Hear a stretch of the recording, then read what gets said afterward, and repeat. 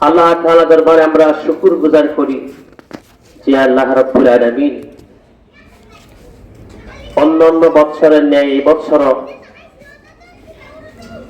এই সদরঘাট ফকিরপাড়া ফকির বাড়ির মোর্তেঘানদের উদ্যোগে ইসালে সওয়াব আইডল যে আল্লাহ পাক আবারও করার মতো, বসার মতো, শোনার মতো, ভালার মতো সুন্দর একটি পরিবেশ সৃষ্টি করে দিয়েছেন, আসার বসার যিনি সুযোগ করে দিয়েছেন, আমরা সকলে বলি আলহামদুলিল্লাহ। প্রিয় হাজিরিন, আজকের এই মাহফিলের মাথার তাজ শামসুল উলামা, অসংখ্য অগণিত উলামায়ে কেরামদের উস্তাদুল উলামা ফুলতুরি সাহেব কিবলা রহমাতুল্লাহ আলাইহির সুযোগ্য সাহেবজাদা হযরত মাওলানা হাফেজ ফখরুদ্দিন চৌধুরী সাহেবজাদা ফুলতুরি, আমরা অত্যন্ত সৌভাগ্যবান। আমাদের কাছে উনি খুবই সকাল সকাল হাজিরা দিয়েছেন, আমাদের মাহফিলকে সৌন্দর্যমণ্ডিত করেছেন, হুজুর আগমন করিয়েছেন, তাশরিফ এনেছেন। আমরা এতে অত্যন্ত সৌভাগ্যবান। কাজেই এরকম একজন সুনামধন্য দরবারের একজন সাহেবজাদা এখানে আসছেন, আমরা অযথা এখানে সেখানে আড্ডা দিয়ে সময়কে বেকার নষ্ট না করে আমরা যেন হুজুরের কাছ থেকে দোয়া নেওয়ার জন্য মাহফিলে আয়েশা হাজিরা দেই। হয়তো বা আজকের সেই মাহফিলটি মহান ওলির খাতিরে সাহাবজাদের বরকতে কবুল হয়ে যেতে পারে। কবুল হয়ে গেলে আপনি আমার ইহকাল সুন্দর, পরকাল মুক্তি হয়ে যাবে। সুবহানাল্লাহ। কাজেই আমি আপনাদের এই গ্রামের, এই মহল্লার একজন ইমাম হিসাবে সকলের কাছে আমার এই আবদার, আমরা এই মাহফিলে আসতাম, আর যেহেতু এখানে বেশ উলামায়ে কেরাম আসবেন, আমি তো আপনাদের কাছের একজন, আমার এই জন্য শুধু মাহফিলের কমিটি ইন্তেজামিয়ার পক্ষ থেকে আদেশ রক্ষার্থে সামান্য কিছু কথা বলার জন্য অনুমতি পেয়েছি। বাকিটা আল্লাহ তাআলার মর্জি। সাহাবজাদার দোয়ার বরকতে যদি সামান্য কিছু আলোচনা করার সুযোগ দেন আল্লাহ তাআলা, ওয়ামা তাওফীকি ইল্লা বিল্লাহ। কাজে আজকে যে আয়াতে কারিমা আমি আপনাদের সম্মুখে পাঠ করলাম, সে আয়াতে কারিমার মধ্যে কি উদ্দেশ্য, তার প্রেক্ষাপট কি, তার তাফসীর কি, তার মূল উদ্দেশ্য কি, তার চাওয়া পাওয়া কি, এই আয়াত কখন নাজিল হয়েছিল, এর কারণ কি। এই আয়াতে বলা হচ্ছে দুইটি জিনিস আমল করলে, দুইটি জিনিস প্রাধান্য দিলে, মূল্য দিলে 4টা পুরস্কার পাওয়া যাবে। 4টা মহামূল্যবান পুরস্কার আপনি আমাকে কিয়ামতের ময়দানে আল্লাহ তাআলা এই দুইটি আমলের বদৌলতে দান করে দিবেন। আমরা বলি সুবহানাল্লাহ। এখানে ওয়ামাই ইতিইল্লাহ ওয়ার রাসূল, আল্লাহর আনুগত্য করা, রাসূলের আনুগত্য করা। আল্লাহর আনুগত্য করা, যত কিছু আল্লাহ পাক হুকুম করেছেন, আদেশ করেছেন, পালন করার জন্য হুকুম দিয়েছেন, এটা হচ্ছে আনুগত্য।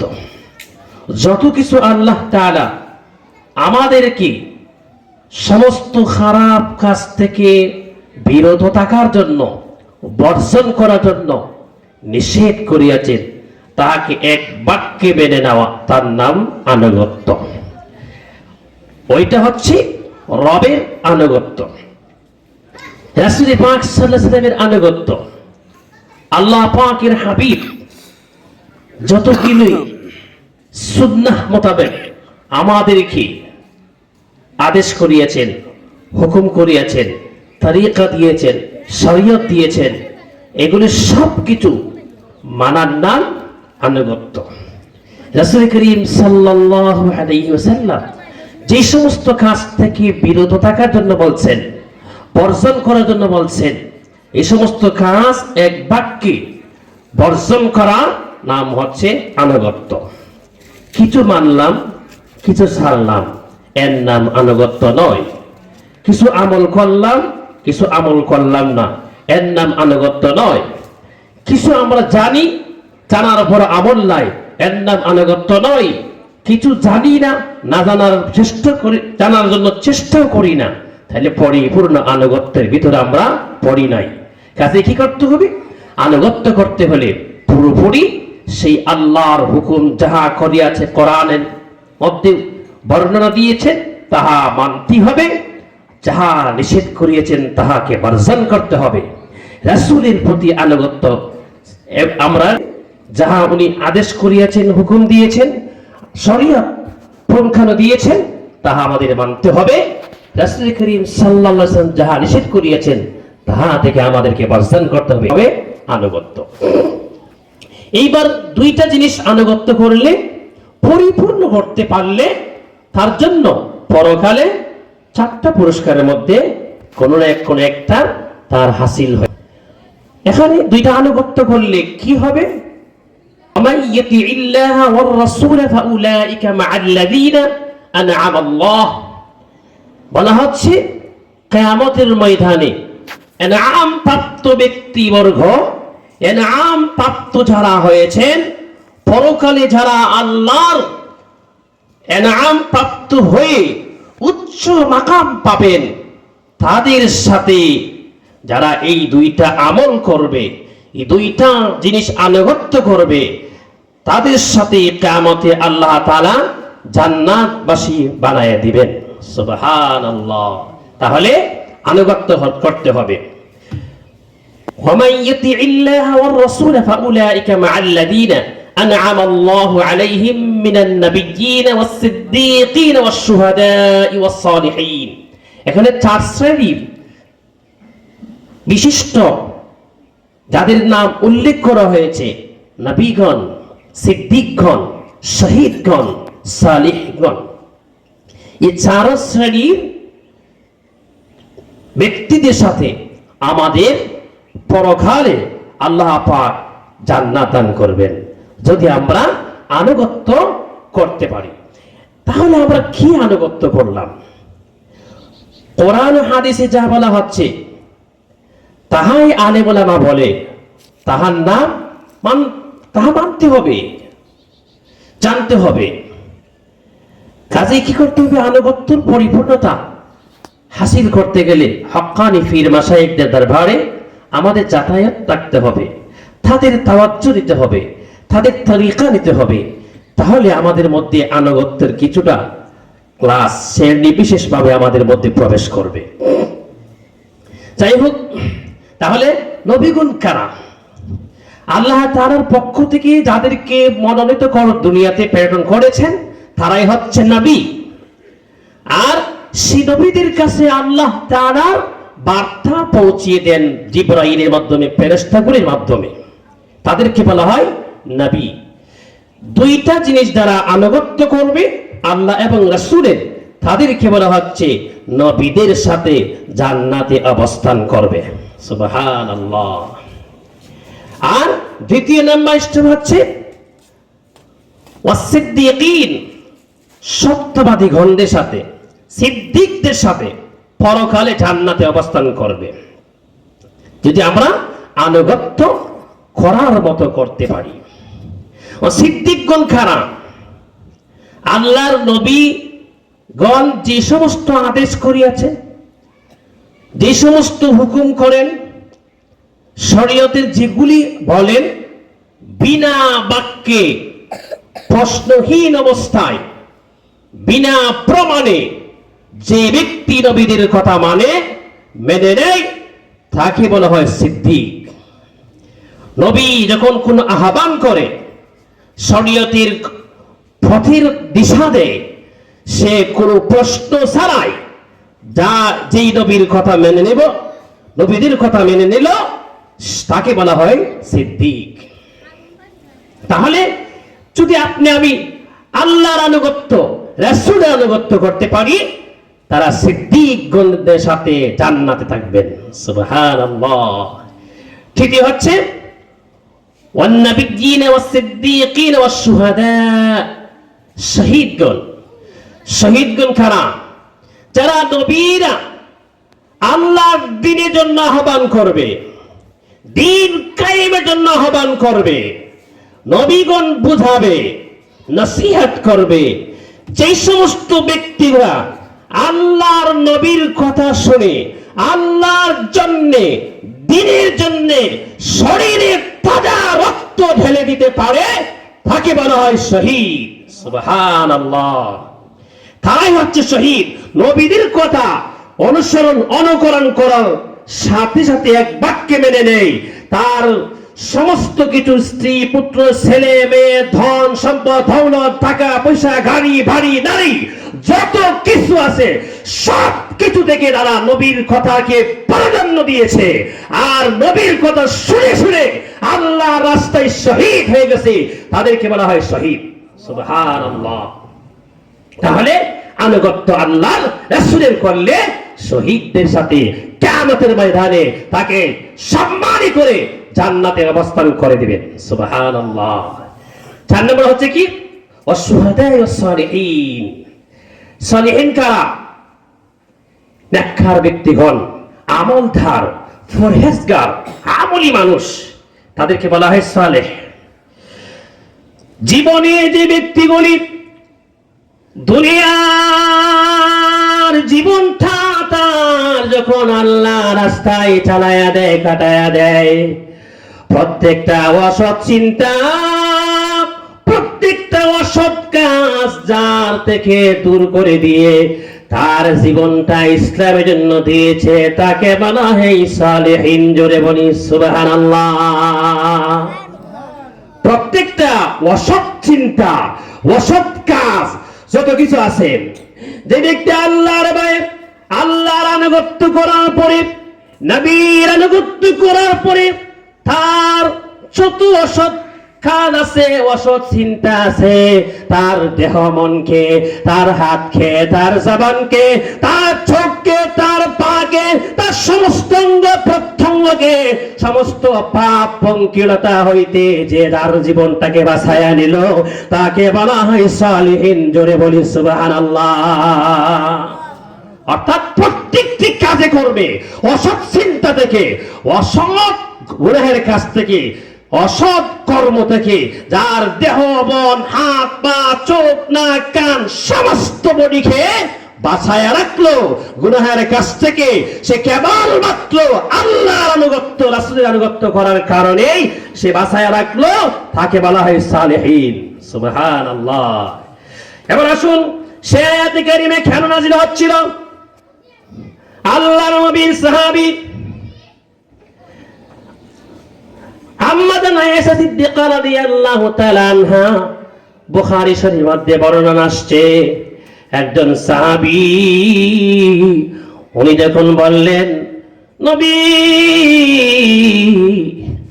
আমি এই দুনিয়ার আকাশ বাতাস জমি জামা ঘর বাড়ি তারা নক্ষত্র গ্রহ সুন্দর চন্দ্র সূর্য যত কিছু আছে তা এমনি হয়নি, তার পিছনে অবশ্যই একজন সৃষ্টিকর্তা আছে।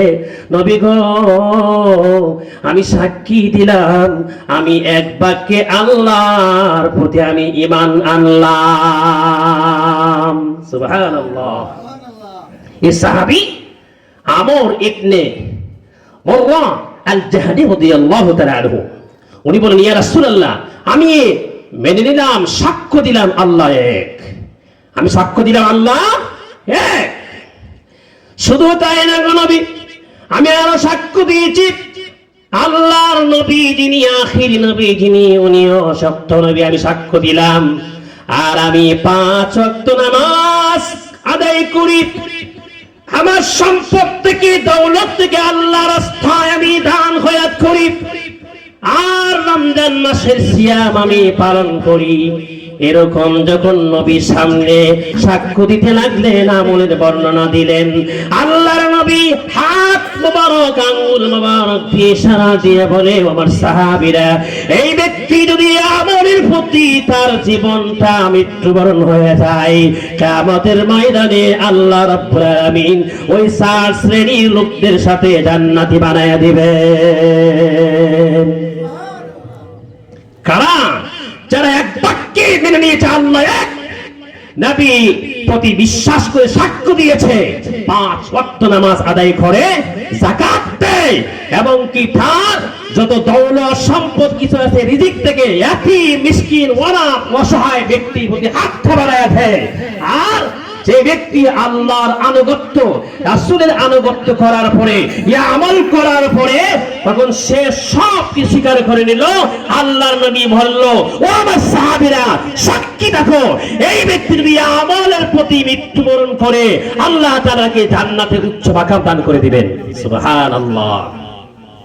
শুধু তাই নয়, আল্লাহর নবী সাহাবী আনাস রাদিয়াল্লাহু তাআলা আনহু থেকে বর্ণিত, আল মারউ মা'a মান হাব্বা, এই হাদিসের ব্যাখ্যায় আনাস জগৎবাসীকে জানিয়ে দিলেন, বুঝিয়ে দিলেন, ও জগৎবাসীরা, আল্লাহর নবীর সাহাবীরা এত নবীকে ভালোবাসেন, মহব্বত করেন, নবীর প্রতি এত মায়া, এত দয়া, নবীর কাছ থেকে বাড়িতে গেলে চটপট করে মন বসে না, স্ত্রী পুত্রের কাছে মন থাকে না, কেবল নবীকে না দেখা পর্যন্ত শান্তি পাওয়া যায় না। যতক্ষণ নবীকে না দেখা হয়, নবীর কাছ থেকে মাত্র কিছুক্ষণ সময় বাড়িতে যায়, তারপর মন টিকে না, আবারও মন দৌড়ায়া নবীর দিকে চলে আসে। সুবহানাল্লাহ। এই সাহাবী আনাস বলল, যখন এই হাদিসটি বর্ণনা করলেন, আল মারউ মা'a মান হাব্বা, এই হাদিসটি বর্ণনা দেওয়ার সাথে সাথে সাহাবায়ে কেরাম এত খুশি হয়েছেন।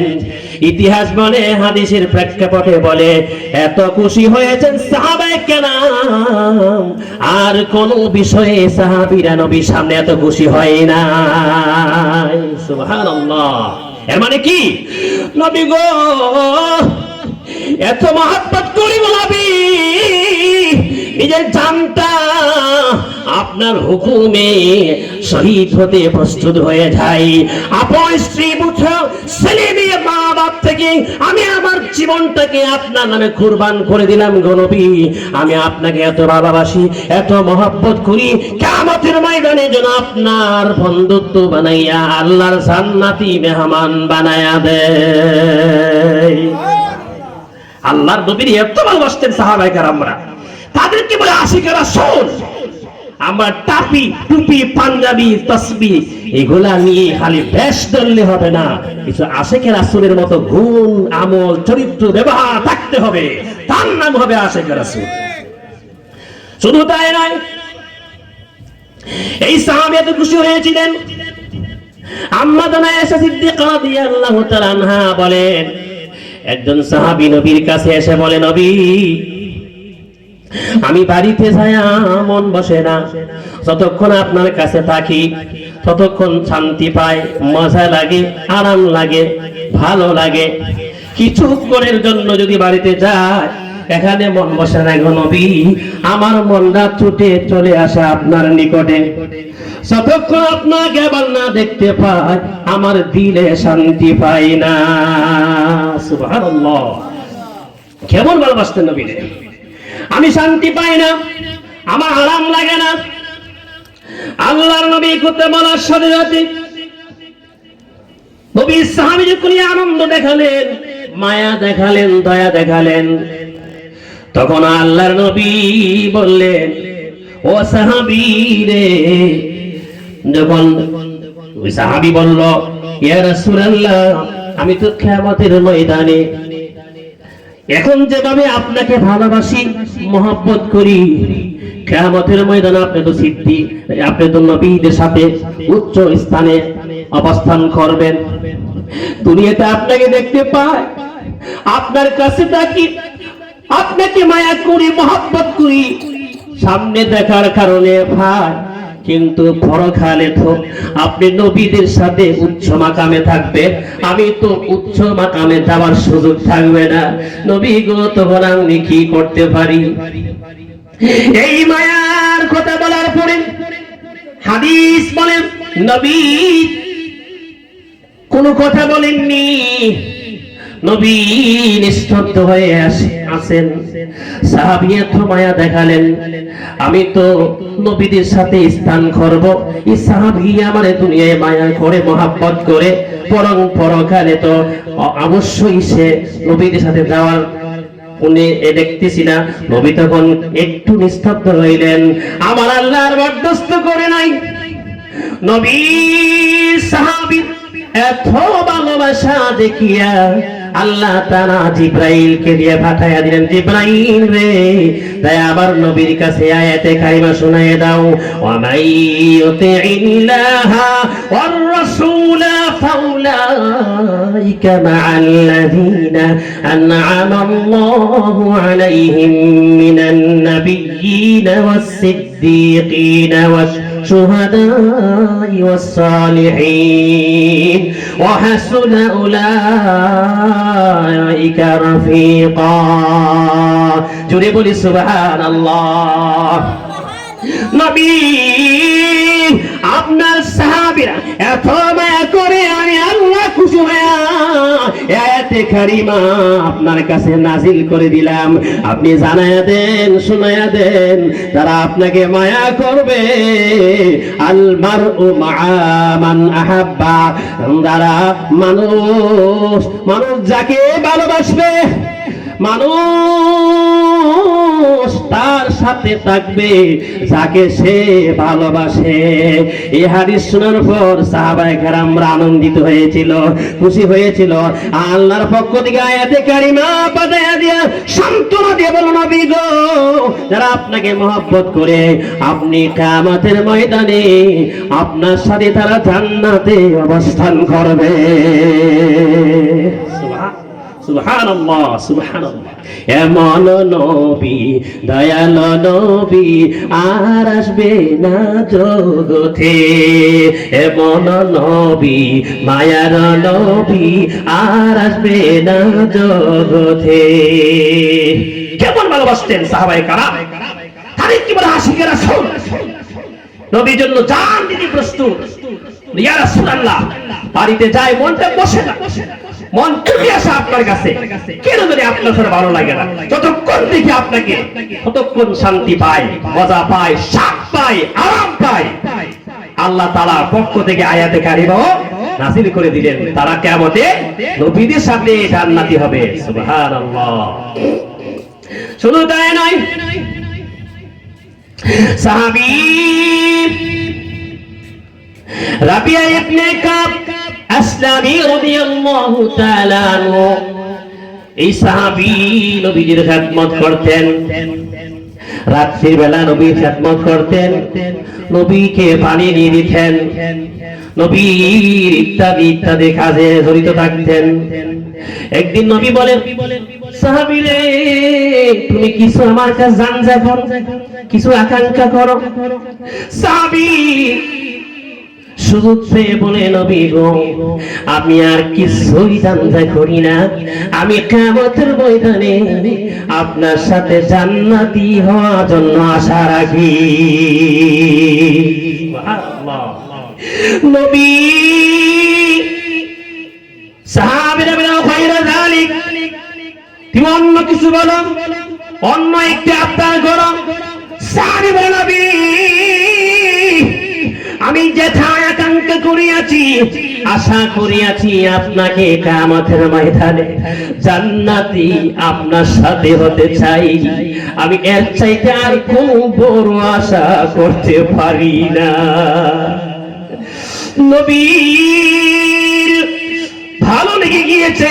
নবী বলল, সাহাবী রে, যদি এত ভালোবাসো রে, আমার সাথে জান্নাতে হতে চাও তাহলে ফাইন্নি আলা নাফসিকা বিকাসরাতিস সুজুদ, তোমরা বেশি বেশি করে রবের সাজদা করো, তোমার উপকারের জন্য আমি নবীকে সাহায্য করো।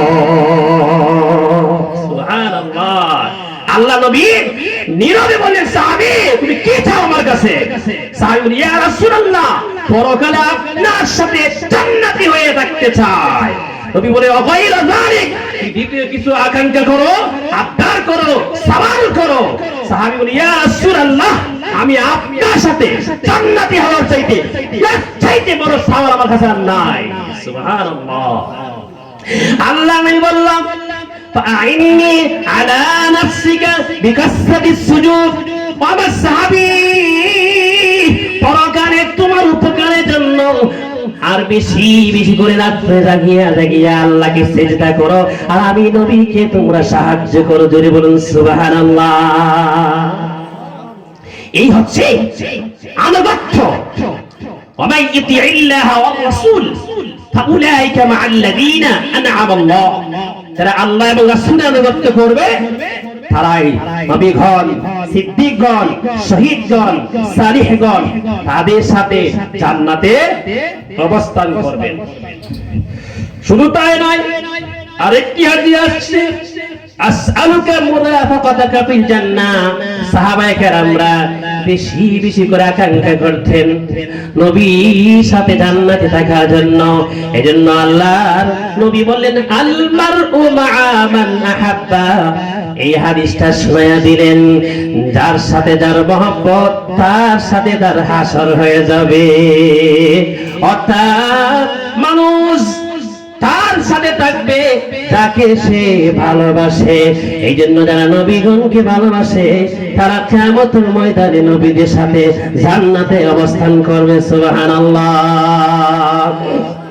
তোমাকে দেখিবার মনে চায় ও গো নবীজি, তোমাকে দেখিবার মনে চায়, তোমাকে দেখিবার মনে চায় ও গো নবীজি, তোমাকে দেখিবার মনে চাই।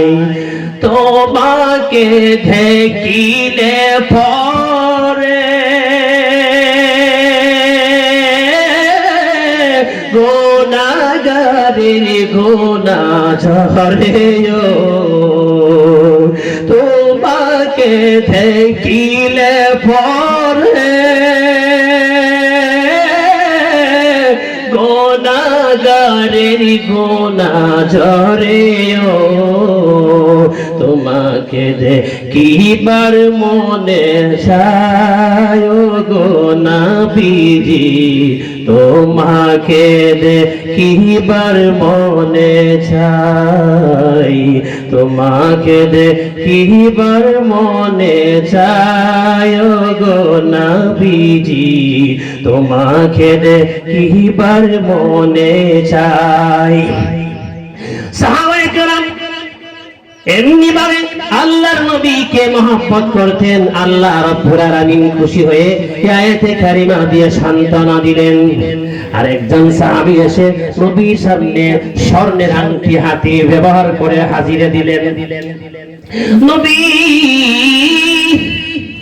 দেখেন সাহাবীর হাতে স্বর্ণের আংটি, নবী সাহাবীকে ডাকলেন। সাহাবীকে কাছে নিয়ে হাত থেকে আংটিটা চুরে ফেলে দিলেন। এই আংটিটা স্বর্ণ জিনিস পুরুষের জন্য হারাম। যেখানে আখিরি নবী, শ্রেষ্ঠ নবী স্বর্ণের আংটিটা ছুঁড়ে ফেলে দিলেন। নবী সাহাবী বিন্দু মাত্র মনে কোনো কষ্ট আসে নাই, রাগ আসে নাই। অন্য অন্য সাহাবীরা বলে ওই সাহাবীর আংটিটা ফেলে দেওয়ার জন্য কারণে সাহাবীরে বলে তুমি সে আংটিটা উঠাইয়া নিয়ে যাও, এটা বিক্রি করে গরিবকে দিয়ে দাও, অন্যকে সাহায্য করো, অন্যের কাছে দিয়ে দাও, যাদের জন্য জায়েজ আছে হালাল আছে তাদেরকে দিয়ে দান করিয়া দাও। নবীর সাহাবী বলে, হাদিসে প্রমাণ করে সাক্ষ্য দেই, নবীর সাহাবী বলে আমার নবী যে নবী আখিরি নবী, আমার জানের চাইতে দামি সেই নবী আমার হাতের আংটি ছুঁড়ে ফেলে দিয়েছে, আমি সেই হাতের আংটি আর হাতে ফিরাইয়া নিতে চাই না। এর নাম ভালোবাসা। নবী কি করতে ভালোবাসেন? অন্যান্য সাহাবীরা বলে, ও সাহাবী তুমি সেই আংটিটা উঠাই নিয়ে যাও, নবী পালাই দিয়েছে, তুমি ব্যবহার যাতে না করো, অন্যকে দিয়ে দাও, গরিবরে মিসকিনকে অসহায়কে হালাল যার জন্য জায়েজ তারে তুমি দান করিয়া দাও। সাহাবী জবাব দেয়, না না, আমার নবী আমার হাত থেকে যে আংটিটা ছুঁড়ে ফেলে দিয়েছে আমি আর সে আংটি ফেরত নিতে পারি না। মসজিদের ইমাম সাহেব হক কথা বলে ভালো লাগে না, আঘাত লাগে তীরের মতো। আরে ভাই হুজুর তো আপনার শত্রু না, হক্কানি হুজুর হয়ে থাকে, নিজে যেমন বাঁচতে চায় মহল্লার মানুষকে বাঁচাইতে চায়, এই চিন্তা একজন হক্কানি আলেমের চিন্তা মাথায় আছে, কিন্তু হক কথা বলতে গিয়ে আজকে মানুষ শত্রু হয়ে যায়। কোন দিন হক বুঝবো সমাজের মানুষ?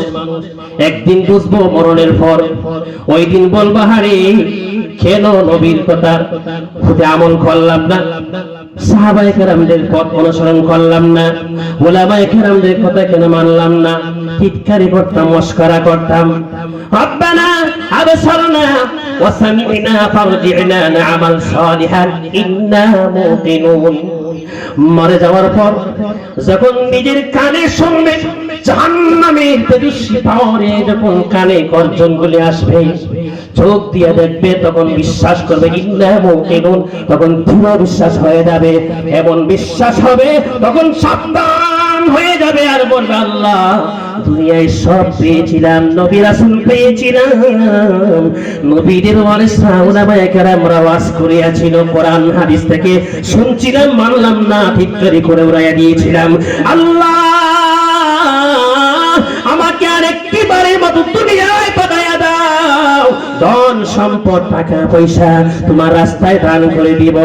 আল্লাহ তাআলা বলবে না না, তোমাকে একদিন নয়, 2 দিন নয়, তোমাকে দীর্ঘায়ু 70-80 বছরের কম বেশি হায়াত দিয়েছিলাম, একবারও বালিশের মধ্যে ঘুমায়া ঘুমায়া চিন্তা করলে না, মালিককে একবার ডাক দিলে না, মালিকের কথা মানলে না, মালিকের আনুগত্য করলে না, আমার নবীর আনুগত্য করলে না, আজকে আর দুনিয়ায় তোমাকে আর ফেরত দেওয়া যাবে না।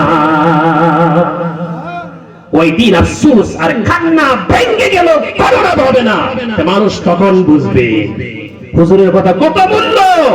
হুজুর কেমিয়া বহিরাগত হুজুর মনে করিয়া কথা মাইনে ডাক্কি বাবুরে ফেলাই দাও, ওই দিন এই দিন চলবে না বাহানা। হুজুরকে ফিরাইয়া লাত্তি মারিয়া এই সেই করে ব্যবহার করো, তোমার মতো যার সন্তান দুনিয়ায় কোনো মূল্য নাই, পরকালে মূল্য নাই।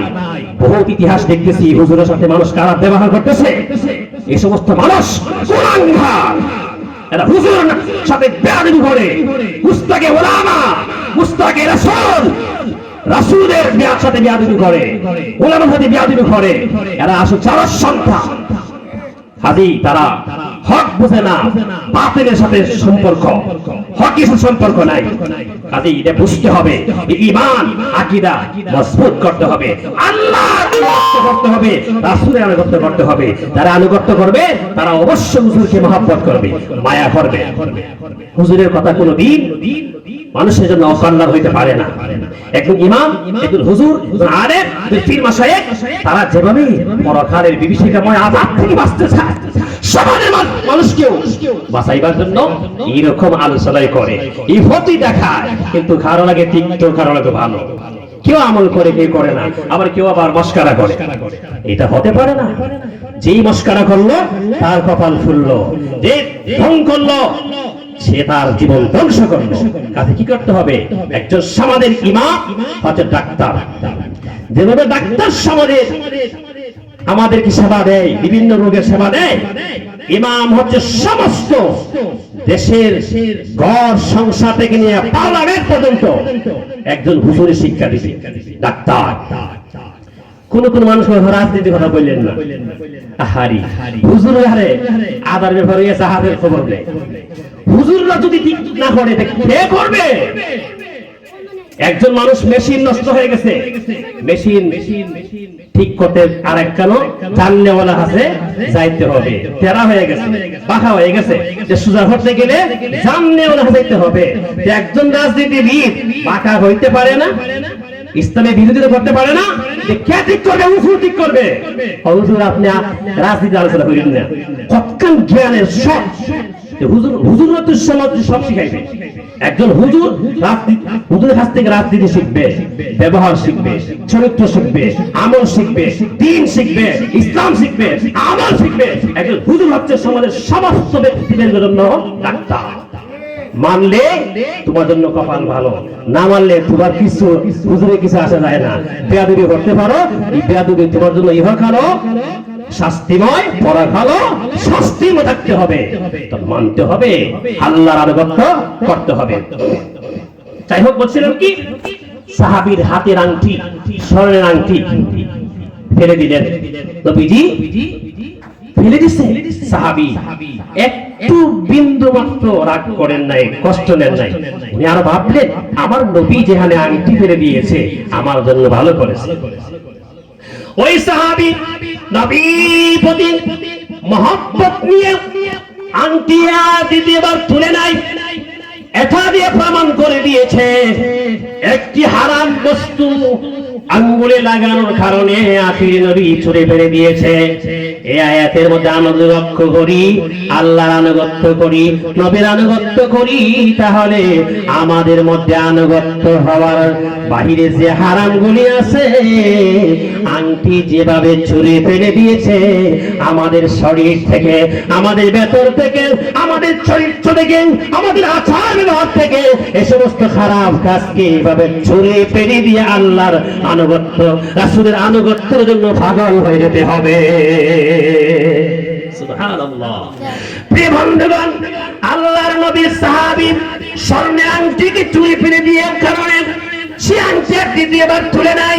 ঠিক তেমনি আপনি আমার মধ্যে যে সমস্ত কাজ রয়েছে, গুনাহের কাজ রয়েছে, অশালীন কাজ রয়েছে, অব্যবহার রয়েছে, গুনাহের কাজে জড়িয়ে গেছি, এই সমস্ত কাজকে আমাদের কাছ থেকে বিদায় দিতে হবে। বিদায় দিয়ে নিজেকে সুন্দর করতে হবে, তাহলে আপনি আমি আল্লাহ এবং রাসূলের আনুগত্যের ভিতরে হয়ে যাব। যেই সাহাবী নবীকে বলল, নবী গো, আমি সাক্ষ্য দিলাম আল্লাহ এক, সাক্ষ্য দিলাম আপনি আখিরি নবী, 5 ওয়াক্ত নামাজ পড়ি, পাশের এতিমকে সাহায্য করি, রমজানের রোজা পালন করি। আল্লাহর নবী বলে, সাহাবীরা রে, এই ব্যক্তি যদি আমলের প্রতি মৃত্যুবরণ হয়, 4 শ্রেণীর কোন এক শ্রেণীর সাথে জান্নাতি হয়ে যাবে।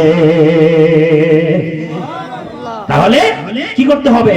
প্রথম হচ্ছে আমরা আল্লাহর আনুগত্য, নবীর আনুগত্য আমরা মানতে হবে। তাহলে কি করতে হবে মানতে গেলে? প্রথমে হচ্ছে আল্লাহকে আমরা বিশ্বাস করেছি, আল্লাহকে সাক্ষ্য দিয়েছি, রাসূলকে সাক্ষ্য দিয়েছি, 5 ওয়াক্ত নামাজ পড়তে হবে। 5 ওয়াক্ত নামাজ পড়ার পরে যে যাকাত দিতে হবে। আপনি আমার মধ্যে দৌলত দিয়েছেন, টাকা দিয়েছেন, আপনি বাজার থেকে কুরমা, পোলাও, আঙ্গুর, নাশপাতি, বেদানা সবকিছু খাচ্ছেন, বুড়ি মাকে দেন না, প্রতিবেশী গরিব তাকে দেন না, আপনি এদেরকে দিতে হবে, সাহায্য করতে হবে। এদেরকে সাহায্য করলে আল্লাহ তাআলা খুশি হয়ে যাবেন। আর এতিম অসহায় ব্যক্তিকে সাহায্য করার পরে আমরা রমজানের রোজা করে আদায় করতে হবে। এই আমলগুলি যার মধ্যে থাকবে, নবীজি আঙ্গুল মুবারক দিয়ে ইশারা দিয়ে বললেন, সে যদি এই আমলের প্রতি অটল থাকে, এই আমল নিয়ে মৃত্যুবরণ করে, সে নবীগণ, সিদ্দিকগণ, শুহাদাগণ এবং সালিহিনগণদের সাথে জান্নাতে অবস্থান করবে। সুবহানাল্লাহ। এইজন্য আল্লাহর নবী সাহাবীরা এত মহব্বত করতেন, নবীকে বলে, নবী গো, বাড়িতে যায়া স্ত্রীর সাথে সময় দেই, স্ত্রী পুত্র ছেলে মেয়ে সবার সময় দেই, যতক্ষণ নবী আপনার কাছে থাকি ততক্ষণ ভালো লাগে, আর বাকি যখন একটু সময়ের জন্য যায় আর ভালো লাগে না, মন চটপট করে ছুটে আসে আপনার কাছে। আপনাকে না দেখলে মনে শান্তি পায় না, ভালো লাগে না, দিনে আরাম পায় না। আল্লাহর নবীর কাছে বলার পরে আল্লাহ রাব্বুল আলামিন আয়াতে কারিমা নবীকে পাঠানো, নবীর কাছে জিবরাইলের মাধ্যমে পাঠায়া দিয়া আল্লাহর নবীকে সান্ত্বনা দান করে দিলেন। সুবহানাল্লাহ। তাহলে আজকে আমরা কি বুঝলাম, কি জানলাম? আনুগত্য করা ছাড়া কোনো রাস্তা নাই। আনুগত্য মানে কি? 6000 আয়াত আছে। কোন আয়াত জাহান্নামের কথা বলছেন, কোন আয়াত জান্নাতের কথা বলছে, সুদ ঘুষের কথা বলছে, হারামের কথা বলছে, হালালের কথা বলছে। হারাম সব ছেড়ে দিয়েছি, একটা আয়াতকে অমান্য করলাম, আনুগত্য হবে না।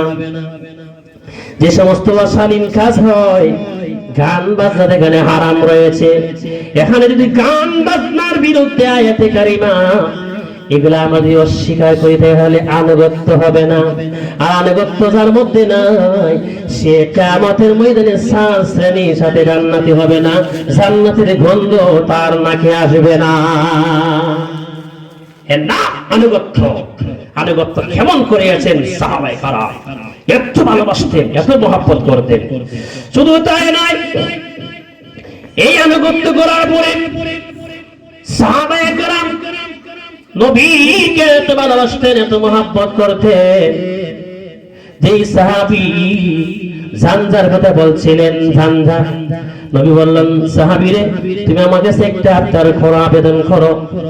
ওই সাহাবী বলল, নবী গো, আমি আপনার সাথে জান্নাতে বন্ধুত্ব হয়ে থাকতে চাই, এর থেকে বড় ঝাঞ্ঝা, বড় আকাঙ্ক্ষা, বড় আশা আমার কাছে নাই। নবী বলছিল, ও ভাই রাজালিক, তুমি এটা ছাড়া অন্য কিছু বলো।